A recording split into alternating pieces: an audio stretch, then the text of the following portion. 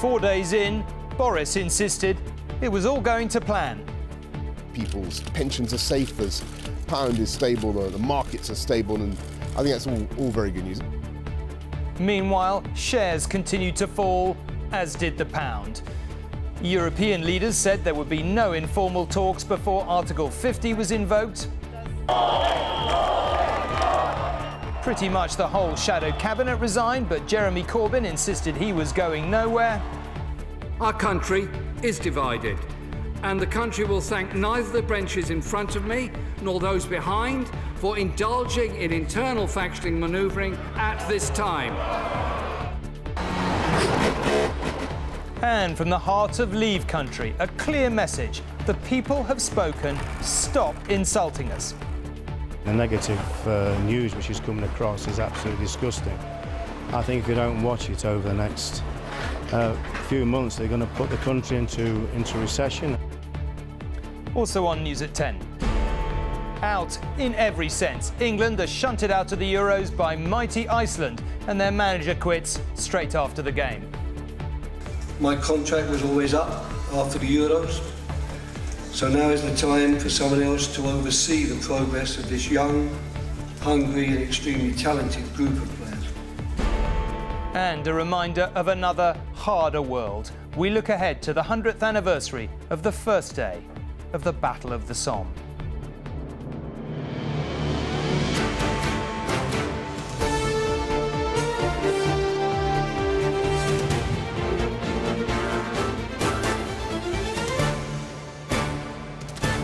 This is ITV News at 10 with Tom Bradby. Good evening. It's often been said these past few days that we are a disunited kingdom, but we can all at least agree on one thing, which is what we voted for: the return of our sovereignty, control of immigration and continued access to the single market. It was, after all, what we were repeatedly promised by most Brexit leaders. But the trouble is, the Germans, the French and the Italians don't seem to quite see it that way. So what if they mean what they say? Where would that leave us? Did we vote to be out at all costs? And will the next Tory leader dare to pull the trigger on Article 50 if it looks like we might really end up being locked out of the single market? It was one of many questions we didn't get an answer to today. A brisk and confident Prime Minister did tell the Commons that he thought we should remain in the single market, but that was about as far as he went. The Labour Party was another story, which we'll come to in a moment. But first, a fourth day of chaos in government. Nothing unusual about this trip for the Prime Minister, except that David Cameron won't be in that famous house for much longer, and he was on his way to explain to MPs a rare case of massive personal failure. Mr. Speaker, the British people have voted to leave the European Union. It was not the result I wanted, nor the outcome that I believe is best for the country I love. But there can be no doubt about the result. Of course, I don't take back what I said about the risks. It is going to be difficult. For our prosperity, probably the most important task is to decide whether we stay in Europe's single market, although that would mean not getting the kind of control of immigration from the rest of the EU that many Leave voters think is crucial. One of the most important tasks for the new government will be to negotiate the best possible arrangements with the single market, and that will be debated endlessly in this House. And there's obviously a very strong case for trying to remain in that single market in some form. Now, this former minister, who loves the EU, wants to assert the supremacy of the Commons when it comes to implementing the detail of our exit. We still have a parliamentary democracy, and it will be the duty of each member of Parliament to judge each measure in the light of what each man and woman regards as the national interest, and not to take broad guidance from a plebiscite which has produced a small majority on a broad question after a bad-tempered and ill-informed debate. And the SNP's parliamentary leader says whatever the vote, Scotland won't be breaking with Brussels. We have no intention whatsoever of seeing Scotland taken out of Europe. That would be totally democratically unacceptable. And if that means we have to have an independence referendum to protect Scotland's place, then so be it. Now, the Leave leader and hot favourite to be our new Prime Minister was, perhaps oddly, not in the chamber on this momentous day. But he he did have some reassuring words for all of us. People's pensions are safe, the pound is stable, the markets are stable, and I think that's all very good news. He got away before being challenged on how he could say that city panic was over when sterling was dropping to its lowest level for 31 years, shares in medium-sized companies were plummeting, and the UK lost its cherished AAA credit rating. Oh dear, Mr Johnson. So with markets in turmoil, as this pro-EU ally of the Prime Minister warned might happen, what of our more immediate prosperity? It will not be plain sailing in the days ahead. But let me be clear, you should not underestimate our resolve. We were prepared for the unexpected, and we are equipped for whatever happens. Now, how many of these arriving for Cabinet today will be looking at the windows and wondering if they should be measuring them for new curtains? Theresa May, the Home Secretary, will definitely put herself forward as a candidate to be Tory leader and Prime Minister. Stephen Crabb, the Work and Pension Secretary, sounds as though he'll be doing the same. And what I want to see over the next few days is a candidate emerge who understands the enormity of the situation that we're in. Jeremy Hunt is thinking about whether he's the one who may be able to beat Johnson. Anyway, not long for MPs and Tory members to choose. To reassure markets, the organisers of the contest have brought forward its result to September the 2nd at the latest. Robert Peston, News at 10. The Prime Minister may have been at pains to emphasise that triggering the formal process for leaving the EU is a decision for Britain and Britain alone, but Europe's leaders, meeting in Berlin today for the first time since the referendum, said again they wanted the UK to get on with it. Berlin is a small island of calm amid the turmoil engulfing this continent. It's here that Europe's leaders have come looking for leadership, and if any thought the German political establishment was going to imperil 60 years of European integration to try and keep Britain on board, they'd be disappointed. The leaders of Germany, France and Italy, soon to be the EU's big three, entered together and spoke as one. They want formal notification of intention to leave under Article 50. Until then, there's nothing to talk about. We are united on this, said Chancellor Merkel. There won't be any formal or informal talks until this official request has been made to the European Council. We need Article 50 to be invoked, which means no compromise deal, no concessions, no sweeteners to keep you in. Chancellor Merkel believes the greatest threat to the EU is each country making their own demands and then trying to force them on the others by claiming the mandate of a referendum. When the Greeks tried this last year, she gave them nothing. The message this time is the same. Don't threaten us, do your worst. If they wanted the British experience to act as a deterrent to others thinking of leaving the Union, well, they were certainly getting that. Tout le monde avait été prévenu. Everyone had been warned, said President Hollande, that there were consequences to leaving the EU. First and foremost, it's the UK that is the victim of the decision it took. Schadenfreude is a German word, but the French do a pretty good line in it as well. The mood is one of more in sorrow than anger, but they are angry too. Italy's Prime Minister Matteo Renzi is today being forced into a €40 billion rescue of his country's banks because of the crash in markets across Europe. Those close to Angela Merkel emphasise her first priority, her only priority, is the rest of the EU. She has her plan, what she has to do with all the others, what she has to do with the EU, but the Britons have to decide what they will do with this result. It's more important for her to keep the other 27 together. Of course, because it's the danger, we see the danger that another country could do the same. David Cameron will be given the same message at the Brussels summit tomorrow, and not just by the Germans. For a final time at an EU summit, it will be Britain against the rest. James Mace, News at 10, Berlin. Well, speaking of repercussions, back here, continued open war in the Labour Party. You have to give Jeremy Corbyn one thing. He's not a quitter, even if many of his MPs devoutly wish at this point that he was. Tonight, he point-blank refused to bow down when faced with open revolt by a large section of his own parliamentary party. Earlier, he'd rounded angrily on those from his own benches engaged in what he called factional manoeuvring.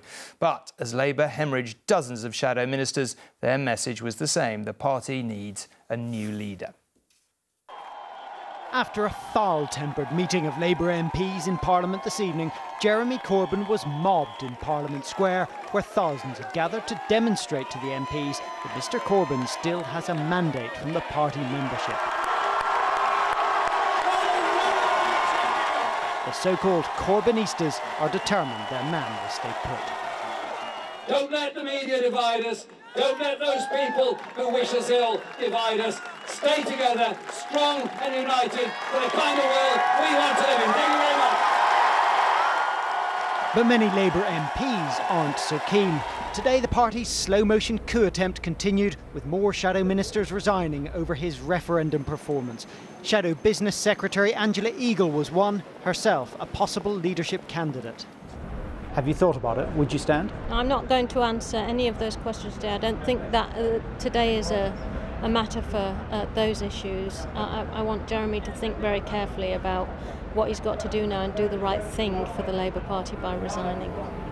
By the end of yesterday, out of the 31-strong shadow cabinet, 12 had been sacked or had resigned in protest. Today, another 8 resigned, and 2 representatives from the Lords said they would no longer attend, leaving just 9 out of the original shadow cabinet.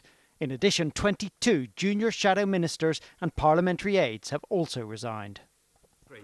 I hope the Prime Minister and Earlier, flanked by his new shadow Foreign Secretary, Emily Thornberry, and the Deputy Leader, Tom Watson, Jeremy Corbyn made his anger clear from the dispatch box. Our country is divided, and the country will thank neither the benches in front of me nor those behind for indulging in internal factioning manoeuvring at this time. We have... Some of the shouts of resign came from the Labour benches. They fear a general election is coming that they are not fit to fight under Mr Corbyn. I said personally, directly to Jeremy, look, you can try and hold on for grim death if you want, but it will be the death of the Labour Party. So I think we would all respect you, that history will respect you if you were to say, for selfless reasons, that you're going to stand aside. And what did he say? Any sign that he will? He said, my mandate, my mandate, my mandate. But that's just why his supporters are so bullish. If there is another leadership election, Jeremy Corbyn will be standing again and I will be supporting you. Tomorrow, Labour MPs will hold a vote of no confidence in Jeremy Corbyn, and a leadership challenge is widely expected from within the parliamentary party. And this is the problem for all of those MPs, an army of Jeremy Corbyn supporters standing ready to vote him straight back into the leadership. Carl Dinnan, News at 10, Westminster. Well, as we've rehearsed many times now, the questions just pile up and pile up. I'm joined, hopefully, for some answers by Robert, our political editor, of course, and Joel Hills, our business editor. Robert, let's start with you. Who's going to be the leader of the Tory party, and will they ever pull the trigger on Article 50, in your view? Well, my view for some time has been that it will be Boris Johnson because he's so popular with party members, but he is deeply unpopular with many MPs who believe that he's a careerist, that he has he went over to the Leave side to pursue his own ambitions rather than because he really believed in it. And actually people say that both on the Leave side and on the Remain side. One of the things I found out this evening is that there is a Stop Boris campaign involving some whips, which breaks all precedent to back Theresa May. I think it'll probably fail, but we should be under no illusion that there's a lot of anger against him. As for Article 50, I mean, one of the most significant things that the Prime Minister said today is it is absolutely in our hands whether we trigger Article 50. Now, just to remind all of us what that means, it means we are still, until we trigger Article 50, a full member of the European Union. The referendum doesn't mean anything now in that sense. Now, why are they delaying pulling the trigger on Article 50? It is because many members of the government are deeply concerned about the economic damage that will be done the moment we trigger it, because the moment we trigger it, that is the moment that big multinationals will say, we're on our way out, we don't know what the trading relationships will be, and we're going to stop investing and we're going to move people abroad. Well, and that is really putting the fear of God into very senior members of the government. Well, let's flip that to Joel. Joel, I mean, where is this market going? How uncertain are people, and what do you think the dangers are? Well, Boris Johnson this morning looked at the markets and saw stability. I mean, quite where he was looking is remarkable.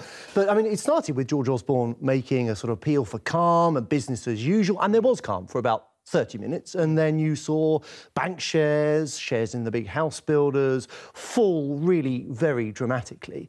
I think, Tom, you've got to look at, RBS, or the bank we still own a great big whopping stake in, of course, and its share price is now back to the levels we saw in 2009, right back in the financial crisis. If you look at the pound, which is a pretty good barometer of where investors see our economic prospects, it weakened again today. Now, a low pound offers up opportunity, but I think, unless the market sees something like political leadership emerging, something like a coherent vision for what Britain is going to look like outside the EU with those trading relationships addressed, there's every possibility this sell-off could continue. OK, let's come back to you, Robert, at the end here. Just very briefly, Mr Corbyn, survive the day tomorrow, survive the week? What do you think? He will or he won't? So a split Tory party as nothing compared with the split Labour Party. I'd never have guessed after today.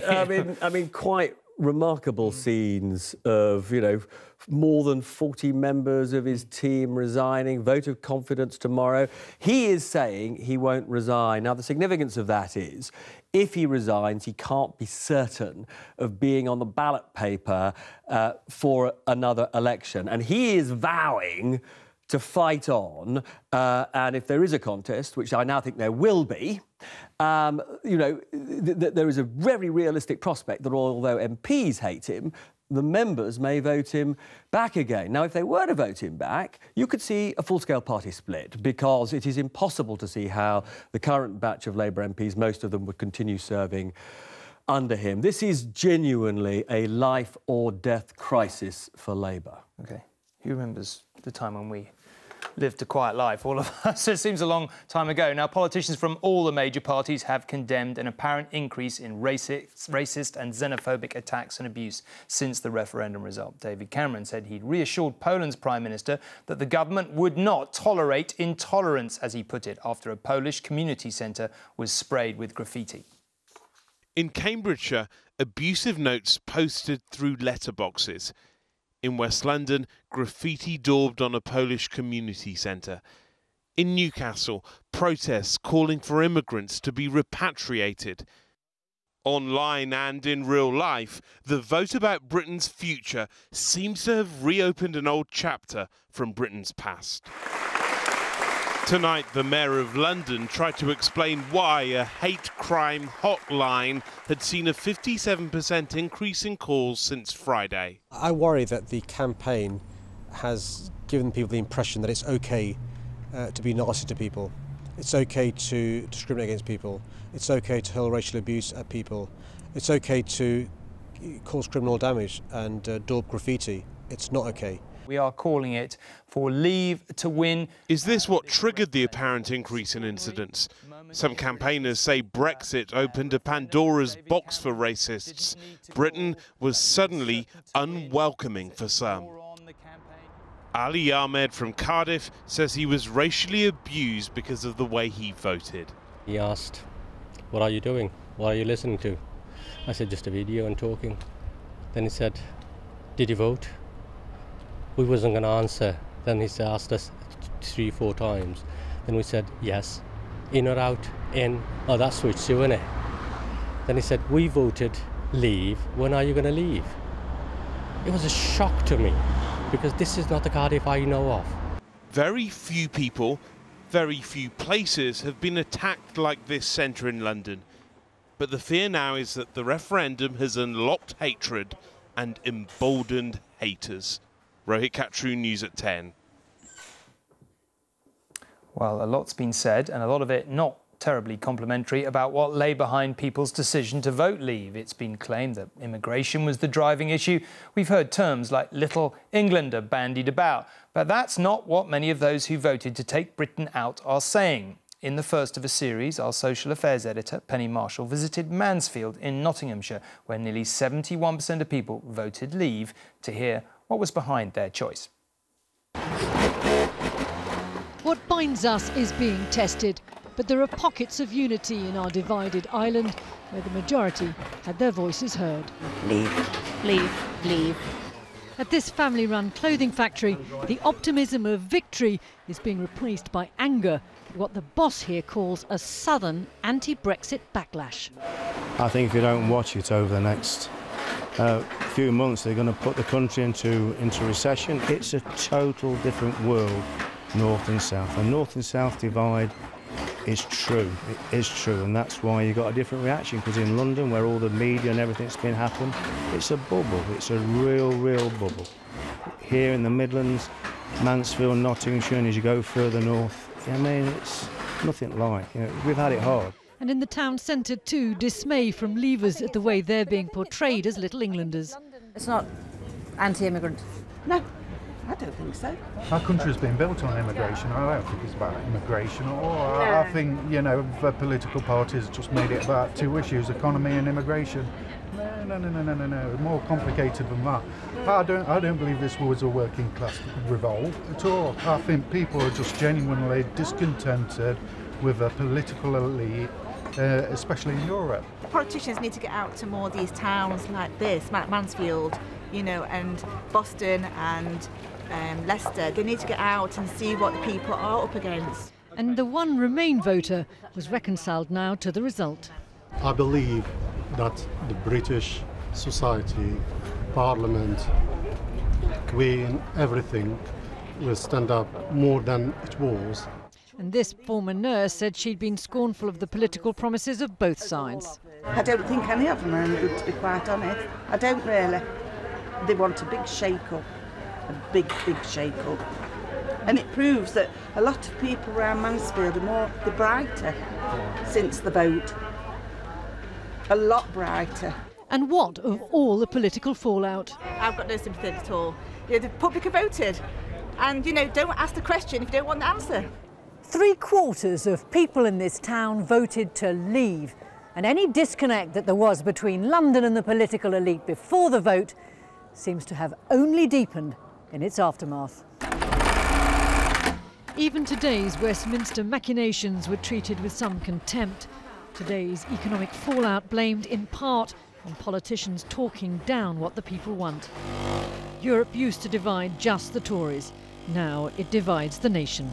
Penny Marshall, News at 10, Mansfield. Well, to the roll call of embarrassing football humiliation suffered by England, you can add another inglorious name: Iceland. The England manager, Roy Hodgson, has resigned tonight after his team, transfer value £175 million, were knocked out of Euro 2016 by the tiny Nordic nation, population 330,000. Now, you might say that really is leaving Europe with your tail between your legs. Humiliated, humbled and on the way home. England's Premier League millionaires sent packing by Iceland. For Roy Hodgson, it's over. Popular, yes, but paying the price for a second consecutive tournament with an unhappy, embarrassing ending. I'm pragmatic and know that we are in the results business. My contract was always up after the Euros, so now is the time for someone else to oversee the progress of this young, hungry and extremely talented group of players. Before the game, you could hardly blame Iceland fans for sending a topical poke in the ribs England's way. In their hearts, they were expecting tonight to be their swan song. Within minutes, the scampering Raheem Sterling repaid the manager's decision to recall him. Wayne Rooney, on the night he equalled David Beckham's caps record, showing the ruthlessness England have been missing of late. Within an instant, it was all square again. England undone by Iceland's direct approach. And then the unthinkable, England's ponderous defence inviting Iceland to strike. Joe Hart embarrassed again. Shameful, shambolic, and barely believable night in England's footballing history. Fans who had made the journey here will always be able to say, I was there. It's just, it was not the badge of honour they'd hoped to collect. We pay our good money to come to this. Don't get me wrong, there's a few players who give it their all, but some of them just give nothing at all. It's unbelievable. What can we do? We've got 65 million people in the country and that's the best we can do. It's a joke. For Iceland, the dream continues for a quarter-final against the hosts in Paris. England will fly home tomorrow, where there will be no reception, no fuss, just a bank of cameras to record the faces of those responsible for arguably England's worst ever tournament defeat. Steve, I don't know where to start with this. I guess there was obviously no alternative but to quit for Roy Hodgson tonight.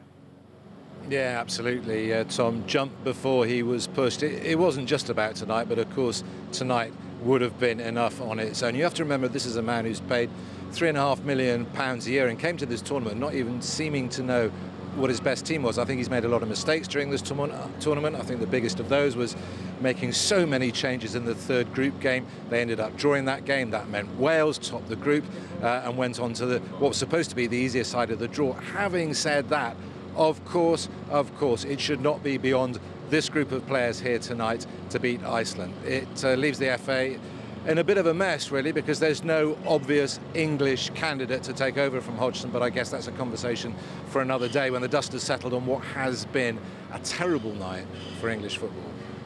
It has indeed. Steve, thank you very much indeed. And finally, we are much concerned right now about how our destiny at home and in Europe will be shaped in the coming months. But what happened in France 100 years ago this week provides a sobering perspective, frankly, on our present-day political convulsions. It's the centenary of one of the bloodiest battles in human history. More than 1 million men were killed or wounded in the Battle of the Somme, which started at the height of summer and ended amid muddy ruin in November. On this day 100 years ago, the Somme was just a beautiful river meandering through northern France. A week later, when the winds of war had blown through here, the name Somme would denote something else entirely. The darkest day in British military history. Proof of that lies around almost every corner. The landscape is dotted with more than 200 cemeteries, some small, some with thousands of headstones, all of them beautifully kept resting places for the men and boys who died here. On that day, going over the top would cost the British Army almost 60,000 casualties. They've had to kit it out again, but this was actually a British frontline trench on the 1st of July 1916, and conditions for the Tommies were pretty grim. The German trenches were much better, but then they were defensive positions. British commanders did not want their soldiers to be too comfortable in places like this. They wanted them to be eager to leave. On the eve of battle, the British commander, General Rawlinson, told the Newcastle commercials they wouldn't need their rifles, for they would find every German killed by British artillery. But he was dead wrong. Advancing through wheat not yet ready for the scythe, it was the British soldiers who were cut down. German machine gun fire was savage. The numbers of people who were wounded, killed or missing on the first day was staggering. It'd never been seen before and it's never been seen again since. And not only was it affecting those people, but thousands of people back at home as well. So communities were completely devastated by the Battle of the Somme. Charlotte is a leading historian who conducts tours here. It was from this wood that, among others, the Accrington Pals advanced that dreadful morning. 585 of them became casualties within just 20 minutes. In another sector, the dead of the Devonshires were buried in the trench from which they set out. Again, the casualty rate was appalling. On July the 1st, 1916, the Devonshires held this trench. 100 years later, they hold it still. John Irvine, News at 10, on the Somme. And tomorrow, John reports on the heroics of one division, the 36th Ulster, which was forced back from the ground it had gained on the battle's first morning. In the meantime, why not visit our website, itv.com/news, where you can find an interactive timeline of what happened during the battle. That is it for another day packed with twists and turns and arguably more questions than answer. Whatever next. See you tomorrow. Good night.